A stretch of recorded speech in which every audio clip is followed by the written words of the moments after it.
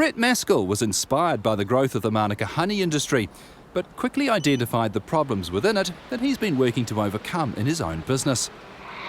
He set up a vertically integrated operation with its own extraction facility and a way to keep track of the honey from the hive to the consumer.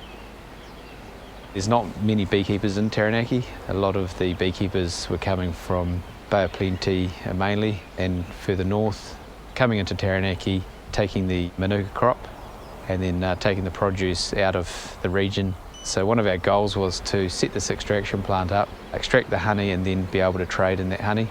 That was the main mover for us to get into the Manuka game. We own 1,700 acres of Manuka country.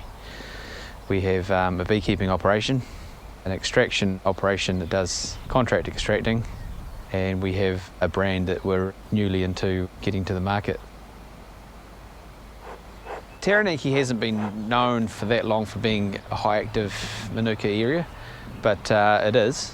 We get some very, very good honeys coming out of Taranaki, and not only that, our flowering time is later than just about every region in New Zealand. We flower around 1st of January through to March. We're not blending our product with other products, so we can say that our product is from our land, thus it's unique. I'd like to say that we would be doing sort of 70, 80 tonnes of Manuka honey. We have 1,300 hives at present. We do a lot with other contract beekeepers, so right in Taranaki this season we will be placing around 3,500 hives. So obviously our 1,300 will be going into land areas, our land and other blocks of land, and then we will be contracting other beekeepers to be doing the beekeeping. Would like to go the next step and do the full packaging ourselves. So at present we're sending the drums to a packer. We have other premises that I own that I'd like to set up as a distribution and packing centre. That would be the next step, and develop the overseas markets for our product. We wanted to be able to trace our honey right back to the honey super.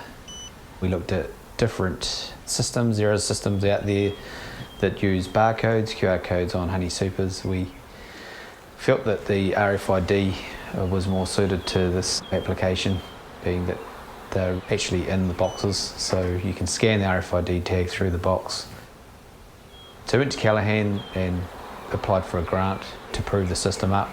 They gave us the first grant, and then once we proved to them that this could work, we got the second grant to actually build the system. So it took about just over a year to build it, and we're using a company in Wellington to help us with the software side of it. This is our scanner. This was basically our prototype, which made it work. This is the RFID tag that we use. So that's this scanner can write information to that tag, and when you first scan it, it gives this tag a unique serial number. So this tag here can hold information as well, so if you wanted to actually say something about the hive or the honey super, you can write information to that tag. Once the hives are placed out into a crop, we go out with our scanner, we scan the honey supers. That gives those honey supers a GPS location. Once we harvest the honey, those supers get taken off the hives and then transported to our factory here, where the honey supers come into the production line, get weighed, scanned, then processed, and then what happens is it prints off a report. So we get a harvest report. These are all the honey supers with their serial numbers. That's the areas of the farm, and these are the weights that came off those areas. We can show the farmer exactly this report, so we can tell the farmer exactly what came off every area of his farm. So the boxes get weighed in and the boxes get weighed out as well, so we get a net weight for that farm.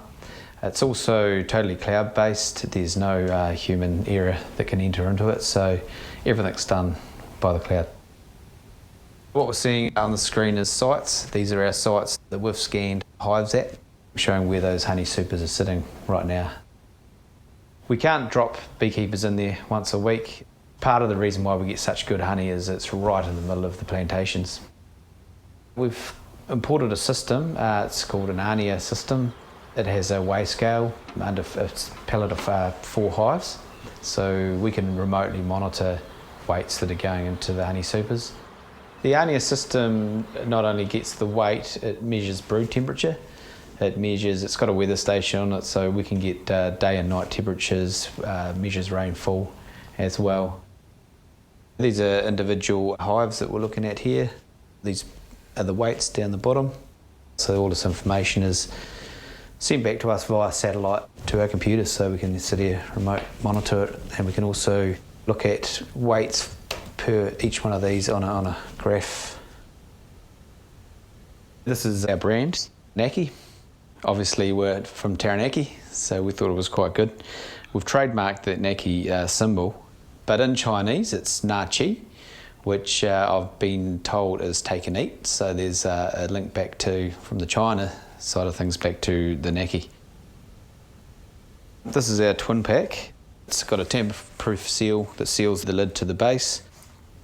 It's the twin 250 grams, and then inside here we have the authenticity certificate, which has its own unique code on the bottom here, which is entered into our website, and then that will tell you exactly where this honey came from.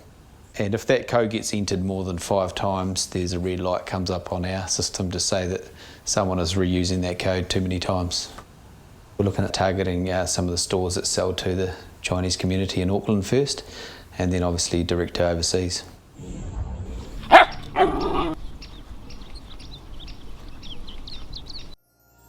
This program was made with funding from New Zealand On Air.